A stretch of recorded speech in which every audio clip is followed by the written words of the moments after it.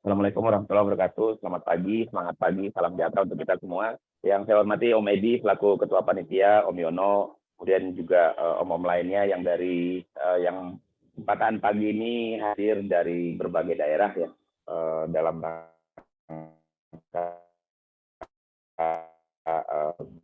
hari ini. Saya hadir secara langsung di tempat ini bersama karena tentu kita tahu tadi sudah disampaikan oleh Medi, materi kita selalu memanggil ketika kita berkumpul dan melakukan banyak eksperimen dan kegiatan-kegiatan yang menarik buat kita lakukan.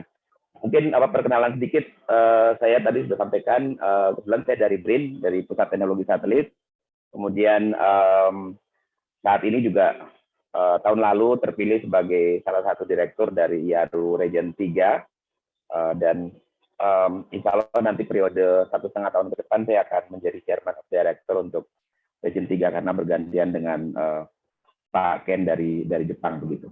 Oke, mungkin karena waktunya singkat ya, jadi saya bisa agak cepat saja. Jadi hari ini saya diminta untuk diskusi, sebenarnya saya nggak mau, bukan ceramah ya, ini sejarah aja. Jadi kita diskusi saja, sharing-sharing tentang perkembangan satelit. Jadi kalau Bapak, Ibu, Ibunya ada nggak di online? Bapaknya semua. Nah,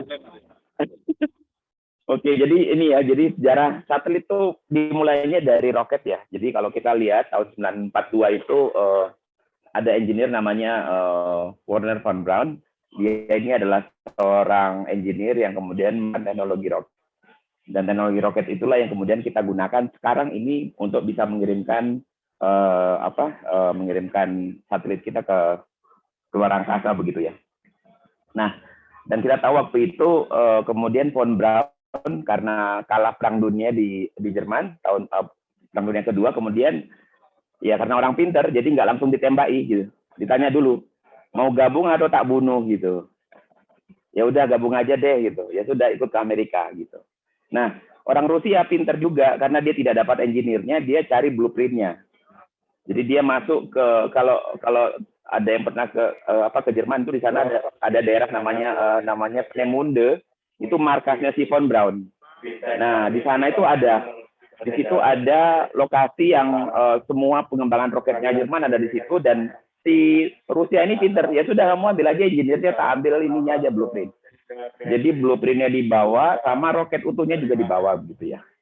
Nah itu kemudian ini ya belum menjawab. Oke, ini roket V2 ya. Jadi dia menemukan roket V2 yang kemudian sebenarnya dipakai untuk perang. Jadi untuk nembakin Inggris waktu itu. Nah, cuman keburu kalah dan akhirnya ya sudah. Nah, ini roket V2 sudah sempat terbang sampai ketinggiannya 189 km ya. Jadi sudah menembus batas luar angkasa. Jadi kalau batas luar angkasa itu antara 90 sampai 100 km ini udah nembusin gitu ya. Dan itu yang kemudian mulai menjadi lomba dari teknologi luar angkasa. Nah ini ya, jadi kemudian nah ini yang kalau kita baca ini ada 300 train load dari V2 itu yang diambil sama Uni Soviet dan dibagi juga sama Amerika gitu ya. Dan kemudian ya itu tadi orang-orangnya itu sebagian besar timnya si von Braun ini dibawa ke Amerika untuk bikin roket yang lain. Nah, ini kemudian roket yang dibawa sama timnya von Braun, kemudian mereka bikin di tahun 50 ya, kemudian sukses meluncur ya tahun 1950 begitu. Nah, kemudian juga waktu itu manusia itu berpikirkan gimana caranya bisa ngirim makhluk hidup keluar angkasa ya. Dan tahun 1947 ini kita sudah mulai mengirimkan lalat buah gitu. Lalat buah ditaruh di roket-roketan, diterbangin gitu. Mati enggak ya?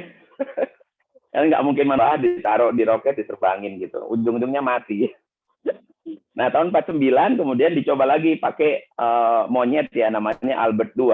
Ini monyetnya kalau kita lihat ini monyet yang tipe Rhesus ya.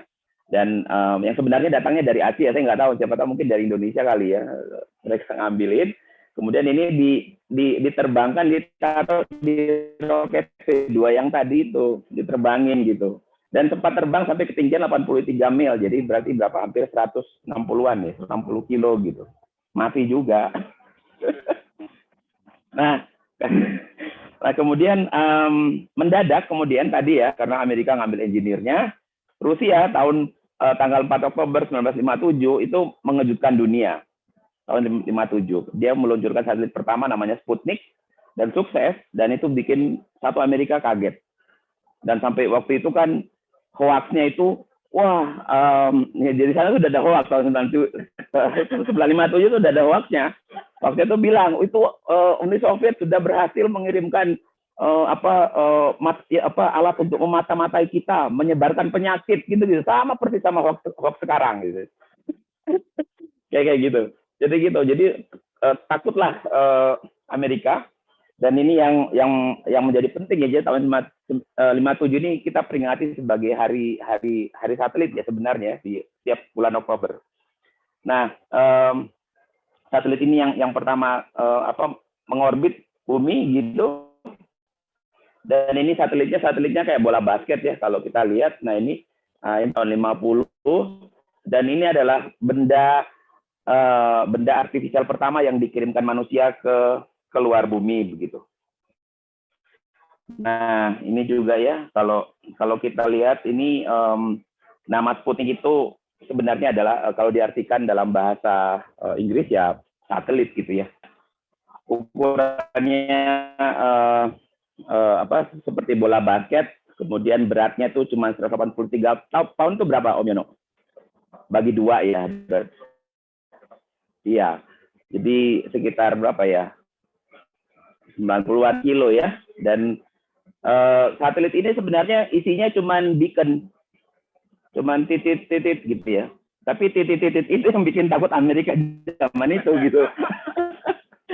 Dikira udah nyebarin penyakit, bikin hoax lah macam-macam ya. Dan ini dia mengorbit 98 menit ya. Jadi memang benar-benar kayak orbit polar ya. Nah, ini ada 2 orang Rusia, namanya Korolev ya. Nah, ini kalau orang pinter kan gitu ya, disembunyiin gitu. Takut ditembak mati juga kayak tadi gitu.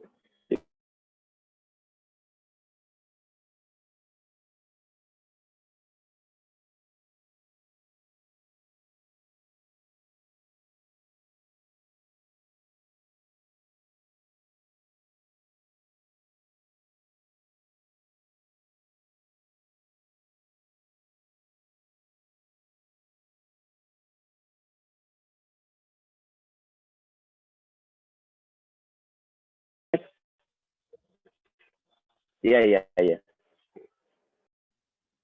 Mohon maaf ini pemirsa ada masalah teknis. Oke ya. Oke, kelihatan ya, mudah-mudahan. Jadi ini internal view-nya si Sputnik. Jadi kalau kita lihat sebenarnya isinya amati radio juga gitu. Ya tapi cuman diisi beacon begitu ya. Jadi dia klip aja gitu.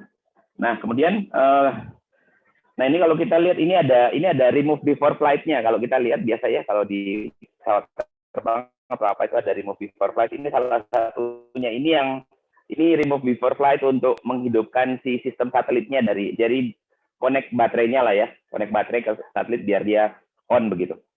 Nah, ini kemudian sebulan setelahnya, belum aja, bentar. Nah, sebulan setelahnya si Rusia ngeluncurin Sputnik 2 ya, yang bawa anjing. Jadi ditaruh di sini, kemudian diluncurin gitu. Nah, itu bikin Amerika tambah panas ya, kira-kira begitu ya. Tambah panas ya tahun ini ya. Jadi anjingnya namanya Laika, ditaruh di kompartemen begitu ya, kemudian diterbangkan ya. Nah, makanya kan kalau lihat kemarin yang perang Ukraina Rusia itu kan Rusia bilang begini, pokoknya bodo amat, saya nggak mau ngasih lagi engine roket saya ke Amerika, kamu terbang aja pakai gagang sapu ya kan. Nah, akhirnya dibalas sama Elon Musk kan, nih punya gua, sapu gua kayak gini gitu kan. Seru ya. Gitulah. Jadi space itu sesuatu yang teknologi yang advance dan untuk negara maju itu sebuah kewajiban. Jadi kalau kita akan jadi negara maju, kita pasti akan ke space. Itu udah pasti. Mungkin tidak generasi kita, mungkin generasi anak kita ya. Dengan harapan Indonesia maju.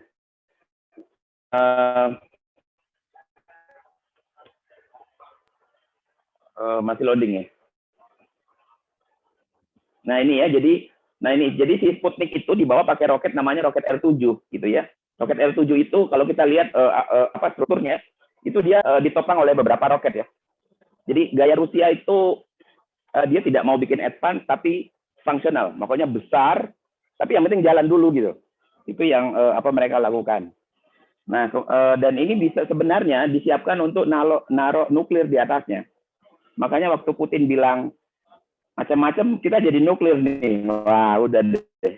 Itu perang dunia ketiga. Jadi itu tidak terjadi ya, karena beneran kalau itu terjadi itu udah apa ketapel-ketapelnya udah pakai nuklir semua gitu. Kita mesti. Amerika sudah mulai panas dong ya. Dia menyiapkan lah namanya Vanguard, satelit pertama yang sudah dia siapkan. Sayangnya fail, gagal ya, meledak gitu di Desember tanggal 6 tahun 57 gitu. Nah, karena sudah mulai panas nih sama hoax-hoax tadi itu, gitu ya. Nah, kemudian suksesnya itu tanggal 31 Januari 1998 ya. Meluncurlah satelit namanya Explorer. Sebenarnya dia tidak murni satelit, jadi di ujungnya roket itu dipasangin antena dan itulah yang dilepas begitu. Dan itu jadi satelitnya Amerika pertama. Nah, kesuksesan lomba antariksa tadi menyebabkan kemudian NASA dibentuk ya tahun 98 setelah suksesnya si satelit Explorer gitu. Ini ya, jadi satelit Explorer itu memicu Amerika untuk membentuk NASA tahun 1958. Oke. Nah, kemudian Rusia mengejutkan lagi. Tanggal 12 April tahun 61 meluncurlah manusia pertama di muka bumi yang keliling-keliling wisata-wisata di space, ya kan? Namanya Yuri Gagarin. Ya. Jadi Yuri Gagarin mengejutkan dunia karena tanggal 12 April dia menjadi astronot pertama ya, dan ini juga menjadi salah satu yang diperingati begitu. Nah, gitu. Yang menarik, waktu dia kembali ke bumi itu dia landingnya salah. Jadi salah tempat jatuhnya. Ya zaman itu kan hitung-hitungan belum terlalu canggih ya. Jadi dia jatuh pakai parasut itu di tempat yang bukan ditujukan untuk dia landing. Nah itu kan. Nah itu. Jadi kemudian dia akhirnya ditolong sama petani. Jadi jatuh di ladang terus kamu siapa gitu. Lu siapa gitu. Oh ini kok ada orang jatuh dari gitu loh. Kira gitu ya. Nah, itu kalau zaman dulu disembah-sembah gitu ya, dikira ada dewa jatuh dari langit gitu. Ya sudah akhirnya diselamatkan, dibawa ke ini, kembali ke kantornya. Nah, kemudian setelah itu kemudian era Apollo ya. Jadi Amerika udah panas, tambah panas lagi nih, sudah manusia satelit pertama, orang pertama gitu ya. 6 bulan muncullah Apollo ya. Jadi Apollo itu merupakan buat Amerika untuk menyatakan diri bahwa saya lebih advance dari lo gitu. Kira-kira gitu ya. Nah, dimulailah program Apollo yang kita tahu Apollo 11 mendarat di bulan, meskipun banyak hoaxnya juga ya enggak. Hoax bilang ini, bilang itu gitu ya, tapi kalau kita lihat faktanya sebenarnya mereka sampai juga. Dan ini dibuktikan kemarin sama satelitnya India. Jadi India juga berhasil sampai di orbit bulan, kemudian dia motret tuh. Bener nggak sih itu Apollo landing di sini apa orang hoax doang gitu kan? Ternyata ada titiknya.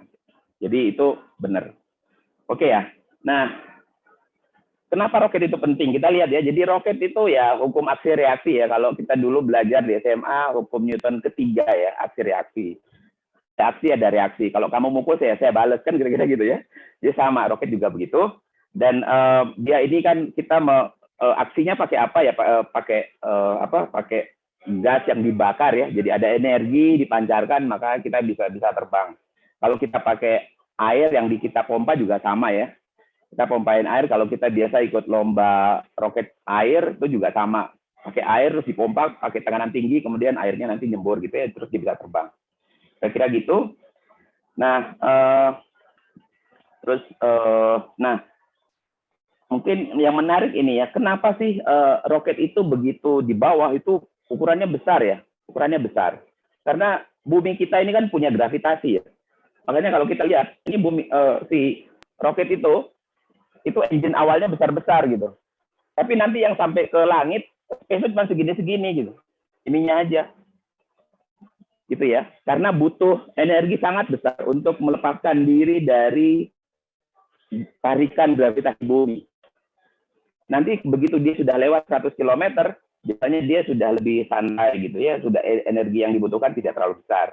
Nah ini kalau kita lihat si boosternya ya, belum lewat ya, belum muncul. Nah ini ya, kalau kita lihat ini ada beberapa stage ya, beberapa tahapan. Jadi kalau biasanya ini stage 1 namanya, stage 1, stage 2 ya. Nah kalau si Elon Musk sekarang yang 2 ini dikembalikan ke bumi gitu. Kenapa? Karena ini komponen paling mahal.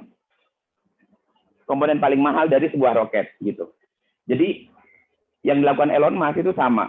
Sebenarnya dia hanya gimana caranya si stage 1 dan stage 2 itu kembali ke bumi dengan biasa saja. Karena dia berpikir roket itu kan ada mesinnya, ada bahan bakar. Yang kita butuhkan tuh, yang mahal itu engine-nya gitu. Makanya tadi Rusia bilang gitu, awas lu ya, gue kagak mau kasih lu engine lagi, mampus lu naik ke ke space, kira-kira gitu ya. Karena engine itu mahal, ya kayak mesin mobil lah ya. Yang murah itu bahan bakarnya, ya bahan bakar kan gampang, kita isi ulang, jalan lagi. Nah itu konsepnya yang dipakai. Karena yang mahal itu maka si SpaceX itu ya ini gimana caranya bisa kembali lagi gitu ya, itu yang dipakai. Oke. Nah ini kalau kita lihat, ini sih saya cuman skip aja ya, cuman bentar aja. Jadi ujung-ujungnya gimana caranya satu sistem roket ini kan bisa terbang ya. Jadi masa sini, beban di sini, beban di sini, beban di sini sama yang di sini ya, itu harus bisa kita luncurin semuanya. Dan kalau kita jumlah itu totalnya jadi banyak gitu ya. Nah, oke, kita lanjut ini ya. Nah, ini kalau kita lihat kalau space shuttle ya, space itu ya ini waktu dia terbang didorong sama ini stage 1 ya, itu ini jatuh ke bumi. Nah, kalau sebelumnya NASA yang 2 ini dibuang jadi sampah gitu kan. Kalau sama si Elon Musk enggak, ini dibalikin biar bisa kosnya murah gitu. Ini ya. Oke. Nah ini ya, jadi ini contoh. Kenapa kalau kita lihat, kenapa roket itu kalau terbang itu harus ke arah timur? Ada yang bisa jawab nggak? Oh ini ada hadiahnya. Om Yono kita ada hadiah ya.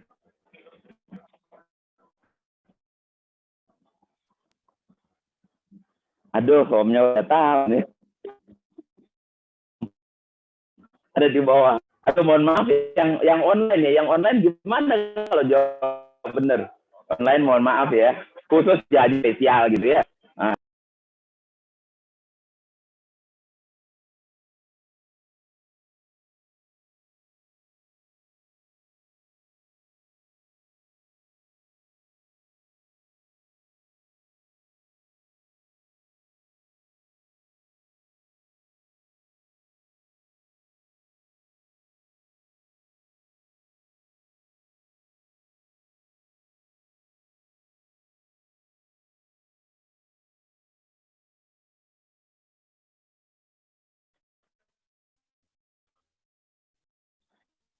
Nah, udah muncul.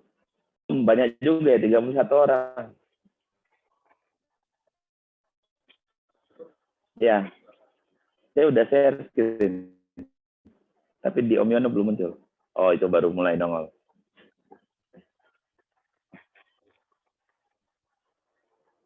Oh, lama muternya. Nah, Om Yono nih, unstable.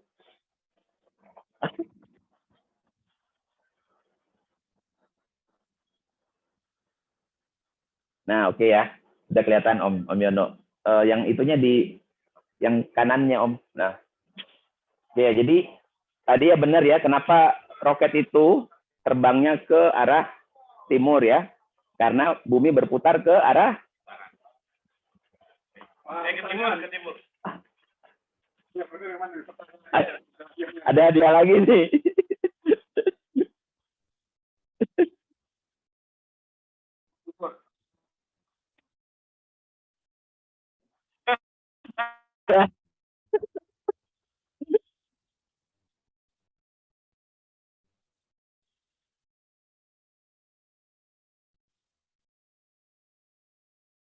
Nah, dia arah ke ya. Dan kenapa roket itu sebaiknya meluncurnya ke arah timur?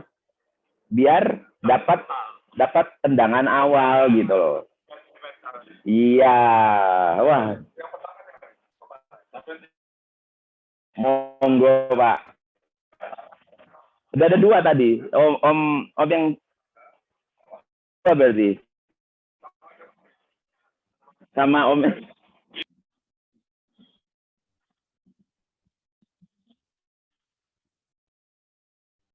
Anjar.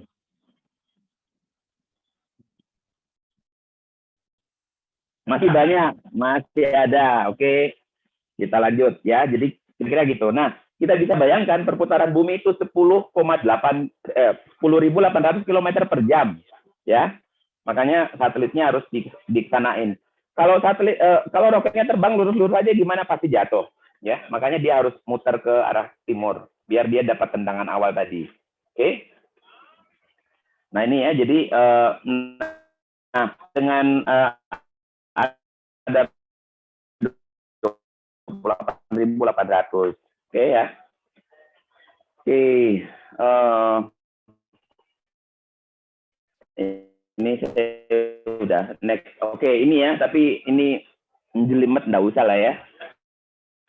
Tapi ini dasar, hukum dasar aja kok. Ini hukum dasar aja. Sama pakai hukum fisika dasar ITA SMA itu loh. MP per R kuadrat kira-kira. Nanti detailnya baru kompleks gitu. Tapi kan kita nggak usah bahas kompleksnya. Roket air aja. Oke. Oke, nah ini saya mau nunjukin ya seberapa banyak sih satelit yang ada di bumi kita ya. Saya share, saya buka dulu. Ini yang lain. Kalau bawa laptop bisa buka di nah ini ya, mudah-mudahan pada bisa lihat ya. Kelihatan nggak nih? Saya disable dulu floating height. Ya ini ya.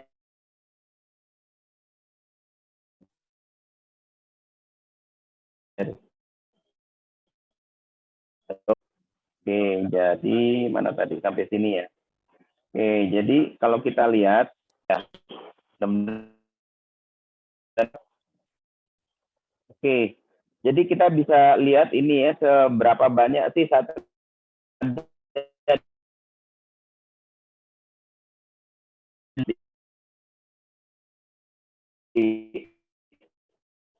sekali.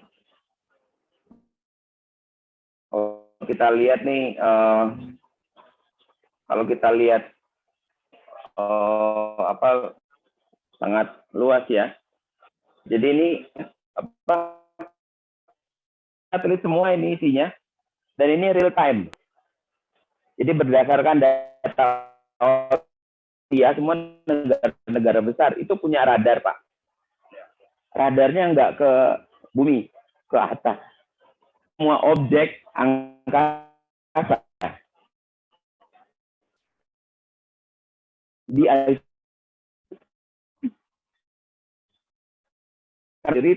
itu terbangnya terus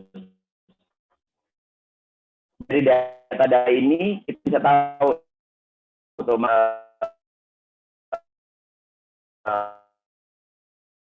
di motret ada bintang puluhan bareng-bareng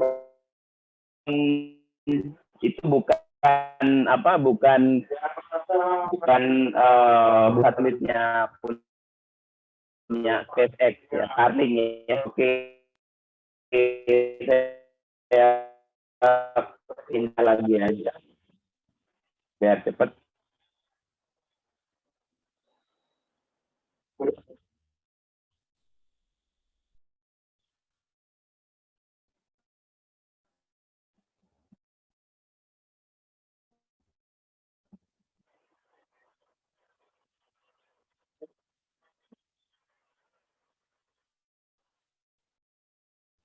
Oke, sip, kelihatan lah ya. Ini sambil ngezoom sih. Oke, jadi kita lanjut ya. Uh, sorry nih jadinya kompak comeback. Kok nggak jalan?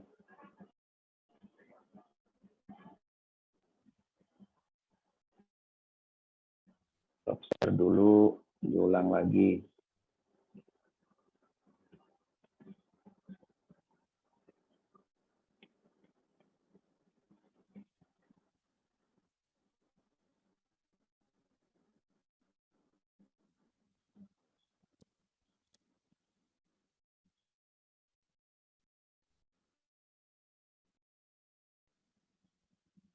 Oke, kelihatan lah ya. Oh, paham. Iya, iya, masalahnya itu. Saya swap dulu, biar dah. Hmm?